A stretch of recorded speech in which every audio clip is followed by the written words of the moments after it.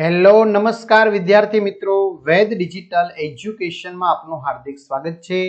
આજે આપણે ધોરણ 8 વિષય ગુજરાતી ચાલો યાદ કરીએ જેનું ભાગ 2 નું સ્વ અધ્યયન પોથીનું 100% સંપૂર્ણ સાચું સોલ્યુશન જોવાના છીએ। તો ખાસ વિદ્યાર્થી મિત્રો ચેનલમાં નવા હોય તો ચેનલ સબસ્ક્રાઇબ કરી બાજુમાં આવેલા બેલ આઇકનને પ્રેસ કરો જેથી તમને અવનવા વિડીયોની માહિતી નોટિફિકેશન મળી શકે।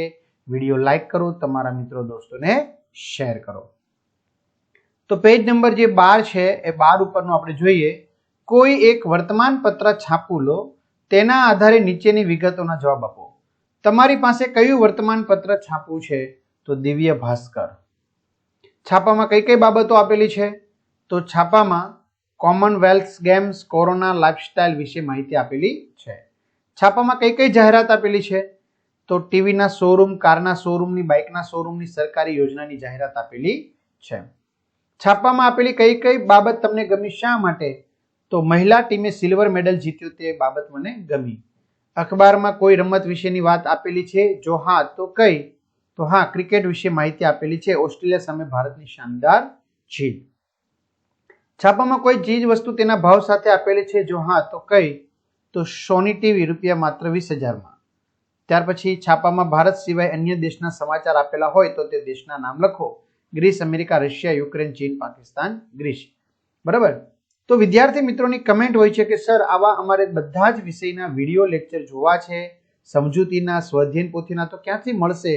તો ભાઈ વેદ ડિજિટલ એજ્યુકેશન નામની એપ્લિકેશન જે તમે અત્યારે જ ડાઉનલોડ કરો, જેમાં બધા જ વિષયના પાઠ્યપુસ્તકના પ્રકરણની સમજૂતીના વિડીયો, સ્વાધ્યાયાભ્યાસની સમજૂતીના વિડીયો, પરીક્ષા માટે ઉપયોગી પેપરો, અસાઇનમેન્ટ, સ્વાધ્યાયન પોથી, પ્રોજેક્ટ પ્રવૃત્તિ, બધું જ ગૂગલ પ્લે સ્ટોર ઉપર જઈને વેદ ડિજિટલ એજ્યુકેશન નામની એપ્લિકેશન ડાઉનલોડ કરી ઓપન કરશો, આ પેજ ખુલે, એમાં તમારા પોતાના મોબાઈલ નંબર નાખો, સેન્ડ ઓટીપી કરો, 4 આંકડાનો ઓટીપી નાખશો એટલે પેડ કોર્સમાં જુદા જુદા પેડ પ્લાન, બરાબર, એમાંથી તમને પીડીએફ બધી મળી જશે। એક્ઝામ પેપરમાં પેપરો, 3 થી 12 માં 3 થી 12 ધોરણના વિડીયો, તમારું ધોરણ પસંદ કરવાનું, બરાબર, અને સરસ મજાના પાઠવાઇઝ વિડીયો જોઈ શકો। સ્વાધ્યાયન પોથી, પ્રોજેક્ટ પ્રવૃત્તિના પણ વિડીયો જોઈ શકશો। નીચે પૂરી બનાવવાની રીત આપી છે તે વાંચી તેની નીચે આપેલા પ્રશ્નોના જવાબ આપો। જરૂર જણાય તમારા શિક્ષક મિત્રો કે કુટુંબીજનોની મદદ લો। અહીં શું બનાવવાની રીત આપેલી છે? બરાબર, તો આપણે જવાબ લખવાનો છે। અહીં પૂરી બનાવવાની રીત આપેલી છે। તે ચીજ શેમાંથી બને છે? ઘઉંનો લોટ, મીઠું, પાણી અને તેલમાંથી। ઘઉંના લોટની જેમ અન્ય જે અનાજનો લોટ બનતો હોય તે અનાજના નામ લખો। બાજરી અને મકાઈ। ઘઉંના લોટમાંથી પૂરી સિવાય અન્ય કઈ કઈ ચીજ વસ્તુઓ બને છે તેની યાદી લખો। રોટલી, લાડવા, ભાખરી। પૂરીની જેમ બીજી કઈ કઈ ચીજ વસ્તુઓ તળીને બનાવી શકાય તે ચીજ વસ્તુઓના નામ લખો। ભજીયા। તમારા ઘરમાં કયું ખાદ્ય તેલ વપરાય છે તેનું નામ લખો। સિંગ તેલ। તમારી જાણમાં અન્ય કયા ખાદ્ય તેલ છે તેના નામ લખો। Palmolein, કપાસિયા, સૂરજમુખી, soybean. અહીં આપેલી રસોડાની સામગ્રી પાટલી અને વેલણ બંને થઈને એક જોડી બને છે, તો આવી જ રીતે તમારા રસોડા ઘરમાં કઈ કઈ એવી સામગ્રી છે જેની જોડ બની શકે છે તેના નામ લખો। થાળી, વાટકો, કપ, રકાબી। ચલો ત્યાર પછી આપણે પેજ નંબર 13 ઉપર આવશે। શું કે છે? નાની માં કોને કહેવાય? તો મમ્મી, આપણા મમ્મીના મમ્મીને નાની માં કહેવાય। શાંતાબાના વ્યક્તિત્વનું ટૂંકમાં વર્ણન કરો। શાંતાબા સપ્રમાણ શરીર, વાત્સલ્યની મૂર્તિ, બોલીમાં મીઠાશ, અનુભવી તેમજ ધાર્મિક સંસ્કાર ધરાવનારા હતા। આ ફકરામાં માખણ માટે કયો શબ્દ વાપરવામાં આવ્યો છે? તો નવનીત। શાંતાબા એક ધાર્મિક વ્યક્તિ તરીકે કેવા હતા? દેખાડો ન કરતા પણ ધર્મ ભાવે એક કર્મયોગ કરતા। કર્મ શબ્દથી શરૂ થતા બીજા 5 શબ્દો લખો। કર્મદીપ, કર્મકાંડ, કર્મવીર, કર્મચારી, કર્મધાર્ય। ત્યાર પછી પેજ નંબર આપણે 14 ઉપર આવશું, બરાબર। રાજા સુરસેન ચતુર હતા। સુરસેન લગભગ 100 વર્ષ જીવ્યા હતા, એનો મતલબ પૂરા 100 વર્ષ। આ ફકરામાં બહુ જ જૂના માટે કયો શબ્દ વપરાયો છે? તો જરી પુરાણો, જરી પુરાણો। ત્યાર પછી આગળ વધીએ। મહાવરો। આપેલી ઘટના પ્રસંગોને વાંચો, સમજો, ત્યારબાદ ઘટનાને આગળ વધારો, બરાબર, તો આપણે વધારવાની છે। એક દિવસ જનક રસ્તાની બાજુમાં ચાલી રહ્યો હતો, અચાનક જ એણે બચાવો બચાવો એવી બૂમ સાંભળી, જનકે જોયું તો રસ્તાની પાસેની ઝાડીમાં એક વૃદ્ધ માણસ પીડાથી કણસતો હતો. એ વૃદ્ધને જોઈ જનક તરત જ એની પાસે ગયો. એ વૃદ્ધને પગમાં વાગ્યું હતું ને લોહી પણ વહેતું હતું. એટલે જનકે રૂમાલનો પાટો વાળ્યો અને એ વૃદ્ધને બાજુના ગામમાં દવાખાને લઈ ગયો. સમયસર સારવાર મળતા એ વૃદ્ધનો જીવ બચી ગયો. તમને યાદ રહી ગયો હોય એવો તમારી જિંદગીનો સારો બનાવ કયો એમનું વર્ણન લખો. તો જિંદગીનો સારો બનાવ, અમારી શાળામાંથી ગયા વર્ષે સૌરાષ્ટ્રનો પ્રવાસ ગોઠવાયો હતો અને અમે ગીરના જંગલમાં પણ ગયા હતા. ત્યારે અમે સિંહ જોયો હતો અને એ પણ અત્યારે નજીકથી ટીવી કે પુસ્તકમાં ચિત્ર સ્વરૂપે જોયેલો, પણ નજર સામે પ્રત્યક્ષ જોતા હું અત્યંત ખુશ થયો હતો. તમને ટીવી પર આવતો કયો કાર્યક્રમ સૌથી વધારે ગમે છે, કેમ? એ કાર્યક્રમ વિશે ટૂંકમાં માહિતી આપો. તો મને ટીવીમાં આવતો તારક મહેતા કા ઉલ્ટા ચશ્મા કાર્યક્રમ સૌથી વધારે ગમે છે, કેમ કે તેમાં હાસ્યની સાથે એકબીજાને મદદ કરવાની ભાવના દર્શાવવામાં આવે છે. આ કાર્યક્રમમાં ગોકુલધામ સોસાયટીમાં રહેતા લોકો એકબીજા સાથે હળીમળીને રહે છે અને મુશ્કેલીના સમયે એકબીજાને મદદ કરે છે, તેમજ સૌ સાથે મળીને તહેવારો ઉજવે છે.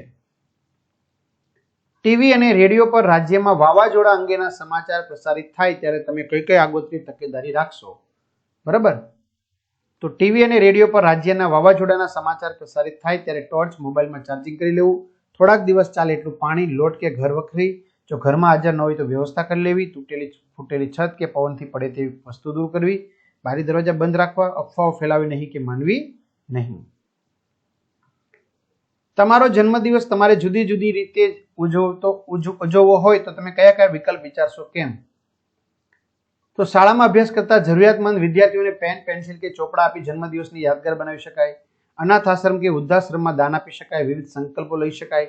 ઉપરના વિકલ્પ વિચારી શકાય, કેમ કે કેક, પાર્ટી વગેરેમાં ખોટો બગાડ કરવો એના કરતાં જરૂરિયાતમંદ લોકોની મદદ કરી જન્મદિવસ યાદગાર બનાવી શકાય.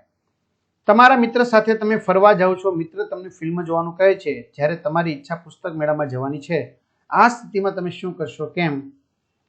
તો હું પુસ્તક મેળામાં જઈશ, કેમ કે ફિલ્મ તો પછીના શોમાં પણ જોઈ શકાય. ત્યારે પુસ્તક મેળાનો સમય અને સ્થળ નિયત કરેલ હોય છે, તેથી મિત્રને પણ સમજાવીશ અને પુસ્તક મેળામાં લઈ જવા પ્રયત્ન કરીશ.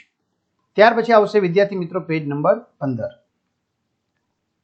બરાબર, પેજ નંબર 15 ઉપરનો મહાવરો છે, જોઈ લઈએ. ચાલો, તમને મનપસંદ 5 રમૂજી ટૂચકા લખો.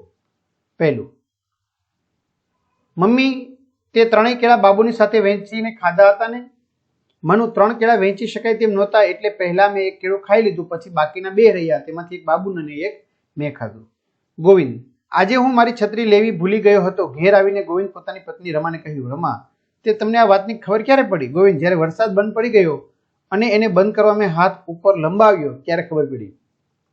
2 દોસ્તારો રસ્તા પર સાથે જતા હતા. એક દોસ્તની પાછળ એક કૂતરો ભસતો આવ્યો, આથી એ ઘણો જ ગભરાઈ ગયો.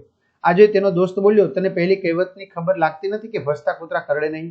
દોસ્ત, એ કહેવતની ખબર મને તો છે. બીજો દોસ્ત, તો પછી ગભરાય છે શાનો? પહેલો દોસ્ત, પણ આ કૂતરાની કહેવતની ખબર જ ન હોય જ નહીં.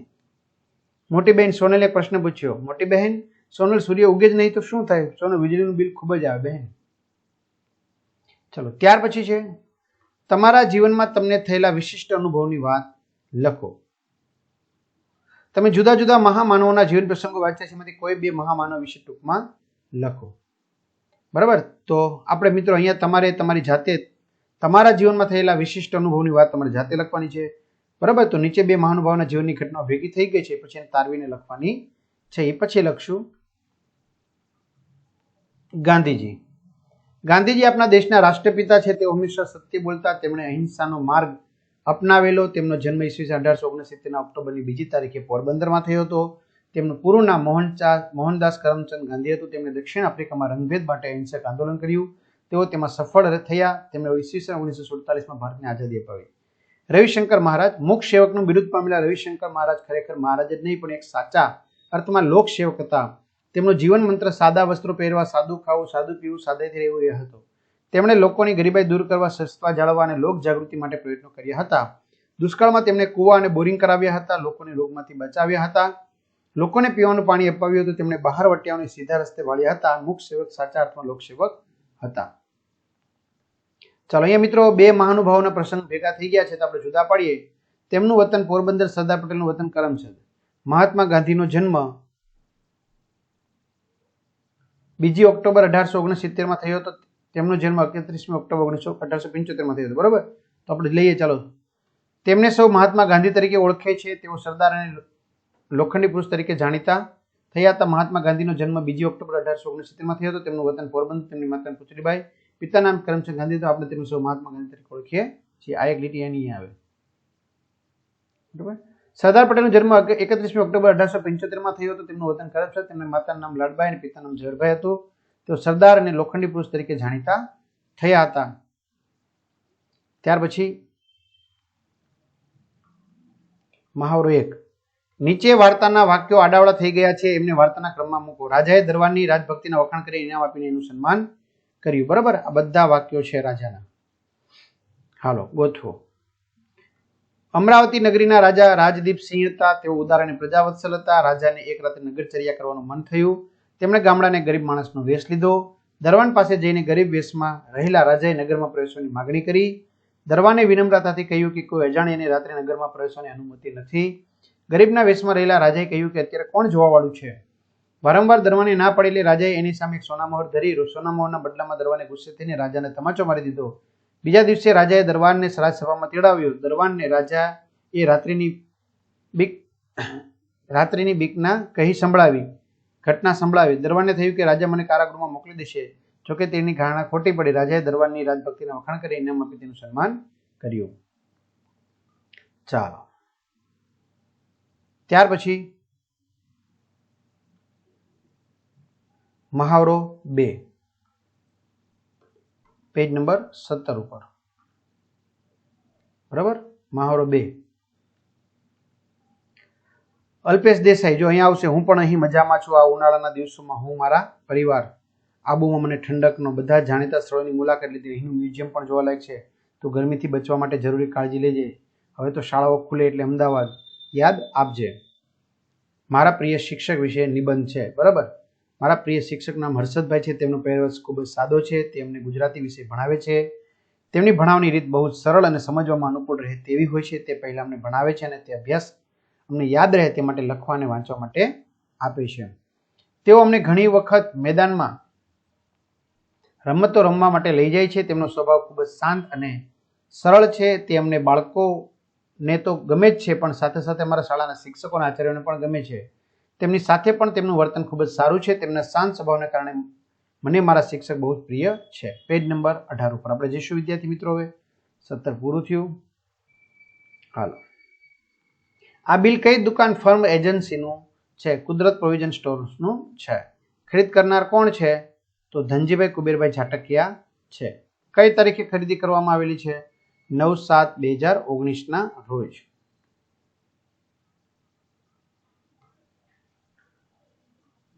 આ દુકાનમાં શાનું વેચાણ થાય છે? અનાજ, કરિયાણું, પેકેટ ફૂડ, લોટ, બિસ્કિટ વગેરે. કેટલા રૂપિયાની ખરીદી કરવામાં આવી છે? 330 રૂપિયાની.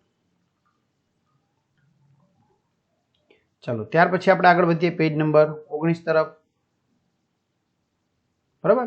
નીચેનો ફકરો ધ્યાનપૂર્વક વાંચીને તેમાં જરૂરી વિરામ ચિહ્નનો ઉપયોગ કરીને ફરીથી લખવાનો છે. અંતે સ્ટેશન આવ્યું. બાપુજીએ સ્ટેશન માસ્તરને બોલાવ્યા. એને મારું પરાક્રમ કહ્યું કે આ છોકરી મારી પૌત્રી છે, પણ બિચારી ભોળી ભલી છે. હજી મને કદાચ સમજી નહીં હોય, તેથી જ આ 2 ખાના પસંદ કર્યા. એમાં એનો દોષ નથી. મારી કેળવણી એટલી અધૂરી હશે ને. હવે મારે અને એણે બંને પ્રાયશ્ચિત કરવું રહ્યું. ત્યાર પછી ફકરામાંથી સંજ્ઞા અને વિશેષણ તારવીને લખો. વિશેષણ: રૂપાળા, ઊંચો, પાતળો, રૂપાળો, મોટું, લાલ, પડછન. સંજ્ઞા: મંથન, છોકરા, અનિકેત, બેટ, ક્રિકેટ, કાર, માણસ. ત્યાર પછી કૌંસમાંથી યોગ્ય શબ્દ પસંદ કરવામાં આવશે. જતા, થોડેક દૂરથી જ, જમારતા, શકાતું, નહાતા, હતો, હતું અને ગયા. ચાલો જનની કાવ્ય વિશે 5-7 લીટી લખો. માનો પ્રેમ જળ અને મધથી પણ મીઠો છે. એના હૃદયમાં બાળક માટે કાયમ આશીર્વાદ હોય છે. એના પ્રેમની જોડ મળવી મુશ્કેલ છે. એની આંખો અમૃતથી ભરેલી છે, વેણ વહાલથી ભરેલા છે. એનો પ્રેમ નિરંતર વહેતો હોય છે. એના કાળજામાં કોળ ભર્યા છે. માનો પ્રેમ અચળ છે. એનો પ્રેમ બારેમાસ એક સરખો વહે છે. ચાલો ધોરણ 7 ગુજરાતી પાઠ્યપુસ્તકનો એકમ 6 વાંચીને તેના આધારે પ્રશ્નનો જવાબ આપવાનો છે. ભીખુ કોણ હતો? ભીખુ એક ગરીબ ભિખારી હતો. ભીખુનો કયો ગુણ તમને સ્પર્શી ગયો? તેના પરિવાર ભાઈ બહેન પ્રત્યે દયાભાવ સ્પર્શી ગયા. ભીખુના પરિવાર વિશે 5 વાક્યો લખો. તેનો પરિવાર ગરીબ હતો. તેઓ ભીખ માંગી ગુજરાન ચલાવતા. ભીખુ સૌથી મોટો હતો. તેના નાના ભાઈ બહેન હતા. ભીખુની માં રસ્તા પર બેસીને ભીખ માંગતી હતી. પાઠમાં વપરાયેલા રૂઢિપ્રયોગો શોધીને તેનો અર્થ લખીને વાક્યમાં પ્રયોગ કરો. ઉગારી લેવું, બચાવી લેવું. માતાએ બાળકને ઉગારી લીધો. રાડ ફાટી જવી. ભયથી ચીસ પડાઈ જવી. ગાડી જોઈને બાળકની રાડ ફાટી ગઈ. શબ્દોના સમાનાર્થી શબ્દો. રહમ દયા, દ્રઢ મક્કમ, ઘેલશા ધૂન, તૃષ્ણા ઈચ્છા. ખાલી જગ્યા પૂરો. હું તો થરથર કાંપતી હતી. સામાન ખસેડ્યો પણ મને પૂજ્ય બાપુજીની ચિંતા થતી હતી. નાની ભૂલ, ટંક ખાવાનું પણ છોડે એ મોટી ચિંતા હતી. ધોરણ 7 એકમ નંબર 9 બાનો વાળો આધારે બા વિશે ટૂંકમાં લખો. બાએ નિરાશ્યાને તેમની નજીક આવવા જ દીધી નહોતી. તેમણે કર્મ અને ધર્મ એક જ કરી દીધા હતા. તે ઘરના નાના મોટા કામ કરવા તેમજ બાળકોને ઉછેરવા એ તેમની દિવસ રાતની પ્રવૃત્તિ રહેતી. બાને બધા જ નકશા તેમની જીભની ટેરવે રહેતા. બા એટલે નિરંતર ઉદ્યોગ. બા માટે વાળો એમના પરિવારનો એક સ્વજન હતું. બા સતત વાળાનું ધ્યાન રાખતી હતી. બાને ખરેખર પામ્યું હોય તો જ વાળામાં જ પામી શકાય. તો આ રીતે વિદ્યાર્થી મિત્રો સરસ મજાનું સોલ્યુશન આપણે જોઈ લીધું. બસ આવી જ રીતે તમને બધા જ પાઠનું અવિરત સોલ્યુશન મળતું રહેશે. તો તમારા મિત્રો દોસ્તોને શેર કરજો. ચેનલમાં ન હોય ચેનલ સબસ્ક્રાઇબ કરજો. અહીં સુધી રાખીએ. અસ્તુ. જય હિન્દ, જય ભારત.